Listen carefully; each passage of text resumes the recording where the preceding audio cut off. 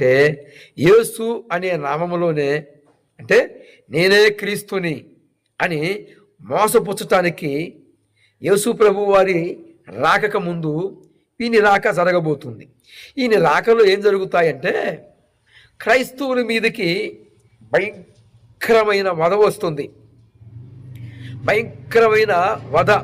ఎంతటి వధ అంటే ఆనాడు బబులోను సంస్థానమందు నెబుకద్నెజరులోకి దూరిన అపవిత్రుడు ఆ యొక్క నెబుకద్నెజరు బొమ్మని మొక్కలేనన్న కారణాన్ని బట్టి ఆనాడు బబులోను సంస్థానములో ఎందరైతే క్రైస్తవులు ఉన్నారో, యేసు ప్రభు వారి నమ్ముకున్న ప్రజలు ఉన్నారో వారందరి మీదకి వధ వచ్చింది.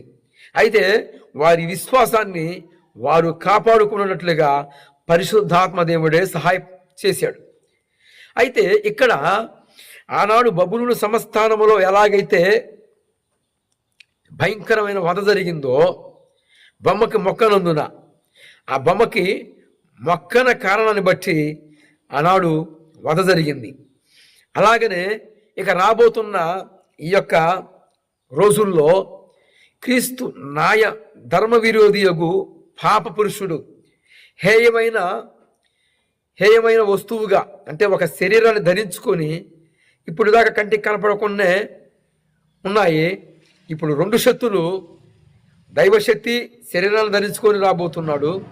ఇక పోతే అపవాది శరీరమును ధరించుకొని రాబోతున్నాడు. ఇదండి. ఎందుకు రావాలి? ఎన్నెన్నో నామాలు ఉండగా ప్రభువులు అని పిలువబడ్డవారు చాలామంది ఉన్నారు. ఏదో ఒక నామములో రావచ్చు. కాదు. ప్రపంచమంతా కూడా పరిపక్వానికి వచ్చి మనము కాదనుకున్నాము యేసు ప్రభు వారిని, ఆయనే రాబోతున్నాడు, ఇది నిజం, మనం ఇంతవరకు మొక్కిన దేవతలు దేవుళ్ళు మోసం అని ప్రపంచంలో ఉన్న మనుషులందరూ కూడా యేసు ప్రభు వారి రాక నిజం అని నమ్ముతారు కనుక ఇక సందేహమేమి లేదు అని మనుషులందరూ కూడా నమ్ముతారు కనుక వారి యొక్క ఆ నమ్మకాన్ని వీడు సొమ్ము చేసుకోవటానికి యేసు అనే నామములో, అంటే డూప్లికేట్ నోటుని పసికట్టొచ్చు. ఒరిజినల్ నోటుకి డూప్లికేట్ నోటుకి చాలా తేడా ఉంటుంది. అవునా? యాజ్ ఇట్ ఈజ్గా ఒకే రకంగా ఉన్నప్పటికీ గుర్తుంచుకోవచ్చు, గుర్తుపట్టవచ్చు.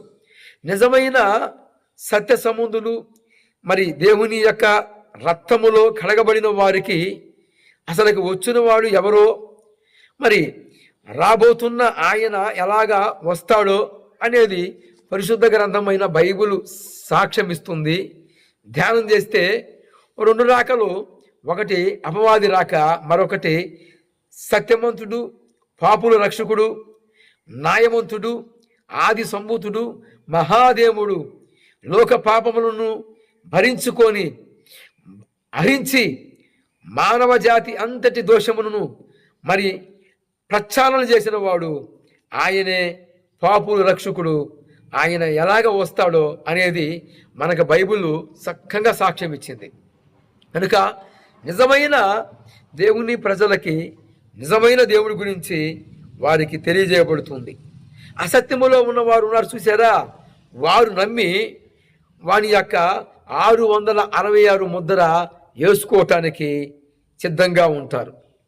ఇది నేను ఎందుకు ప్రస్తావించాను అంటే, ఒరిజినల్ నోటు, డూప్లికేటు నోటు, నిజమైన వెలుగుకి ప్రతిగా చీకటి. ఏమండి? కనుక ఈ యొక్క మాటలు ఎందుకు ప్రస్తావిస్తున్నానంటే, ఇక ఆలస్యం లేదు. కనుక ప్రేమైన నా భారతదేశ ప్రజలారా, ఈరోజు చిన్నజీరు స్వామి కావచ్చు, తాతయ్య కావచ్చు, ఎందరైతే ఉన్నారో వారందరూ కూడా మరి ఇంకా అజ్ఞానంలోనే, అంధకారంలోనే కూర్చొని ఉన్నారు. ఇక ప్రపంచవ్యాప్తంగా ఉన్న వారందరూ కూడా యేసు అనే నామాన్ని అంగీకరిస్తారు కనుక ఇది వెలిగిన దుష్టుడైన సాతానుడు ఖచ్చితంగా వాడికి తెలుసు కనుక వాడు ఏదో ఒక నామములో వస్తే వాడి మాట చలామణి కాదు గనుక యేసు ప్రభు వారి యొక్క నామములో వస్తే వాడి మాట చలామణి అయటానికి అవకాశం ఉంది గనుక ఇది వెలిగిన దుష్టుడైన సాతానుడు ఇక ఈ రీతిగా రాబోతున్నాడు.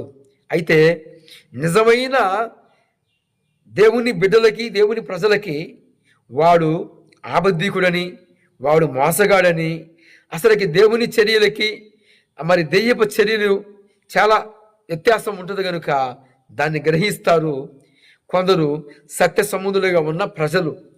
మరి ఎవరికి చిక్కు? ఎవరైతే మోసములో ఉన్నారో, ఎవరైతే అంధకారం అనే చీకటిలో ఉన్నారో వారందరూ కూడా, ఈ అంధకార సంబంధమైన వారందరూ కూడా ఆ చీకటిని ఆహ్వానిస్తూ ఉంటారు. ఇది నిజం. కనుక ఎక్కడైనా మారండి, మార్పు చెందండి. యేసు ప్రభు వారు రాకక ముందు సాతాను రాబోతున్నాడు. వాడి రాక నానా విధమైన సూచక్రియలను, నానా విధమైన మహత కార్యాలను, బలమైన సూచక్రియలను, మహంత కార్యాలతో వాని రాక జరగనై ఉంది. కనుక ఎక్కడైనా మారండి, మార్పు చెందండి.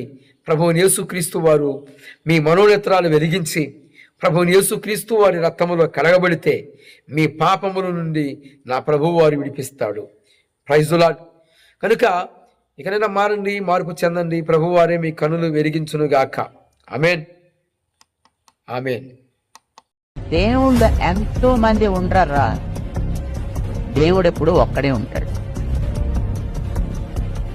కానీ ఆ దేవుడి ద్వారా పని చేసేవాళ్ళు బోల్డంత మంది ఉంటారు.